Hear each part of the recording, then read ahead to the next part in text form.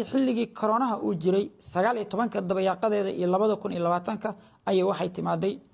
magaalada Kuala Lumpur ee wadanka Malaysia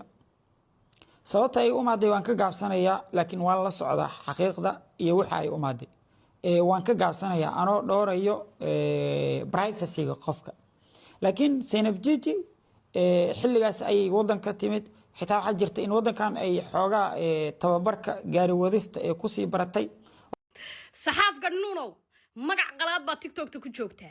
إنا أحمد يسلم بالغو دها سومالي بيدادكو كو قبان لكن يمن يسكرنا لباطي أيا لغوية مولد كيو حما باطي غيبتا فقيرين تا يمن تكيمد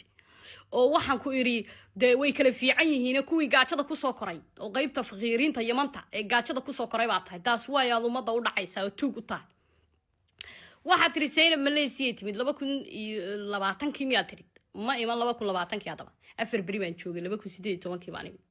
sir bay u timid ma siri qarsoonta sir haddaan qarinayo tan umadan qarin lahadan tayda qarinayo dacwad baan u imi walaa qurxo wax kale uma iman kadibna waan ka soo tagay haddaan waaga joogi lahaayo de sidaan haddaan ku aqaano inaad tuug tahay oo si xiroolo ta umadina ka dhigay aan ku aqaanaan u iman lahaa dhangaleysan kala daali lahaa gadhka nuunka ah qaafeen buu isku bedeli lahaa waxa tiri umad bay u dhacday umad bay dhibaataysay haddaan umad dhibaatayn karayo ama umad u dhacay ama cid dirsan karayo adaan ku soo diri lahaa kalab dhalay intaan adiga ku soo diro baan dhihi lahaa intaad soo qabataan isaga iyo afarta bituca uu dhalay iyo naagta neefta daranay gabadha biljin joogta ee aad qabtid ee xaamilada ahayd ee ilmaha curad ku dhashay wiilka aad dafiraysay ee aad waliba tiri haddaad dhoofin weydid ilmahaaga ku siin maayo baan kaaga sii jari lahaa waliba aan dhihi lahaa dhangalaaso kale soo daala soo garaac iyaga iyo reerkiisa isagoo dhan isku soo bureeyo soo wada karbaasha Yamanta eedabta daran leh oo qaybta faqeeriinta ka timi waan ku dhihi lahaa wariya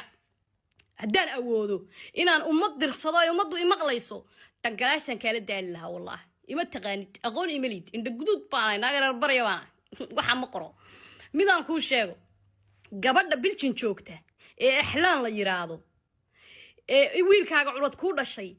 markii aad xumaynaysay ee aad ku xumaynaysay xamar weyni iyadoo xaamilo ah oo aad adna qudbasire ku guursatay eedna ka aqbashay inaad gabadh walaasheeda ay xumayso maalintaas aan ka samray sheekadaada maqlay balse dadku ma oga gabadhaasi haddana adoo saas kaaga tagtay oo soo tahriibtay oo waxa weeye Europe Belgium iska soo dhiibtay oo sharcigi la siiyay damacday in ilmaheedii wiilkeeda soo kaxaystana waxa tiri adoo adna qaba ani ikixi markaasan wiilkaaga ku siinaya farxay kaaga qaatay walaashaaba wiilkii ku haysa walaashaana waxay kugu handadaa haddii aad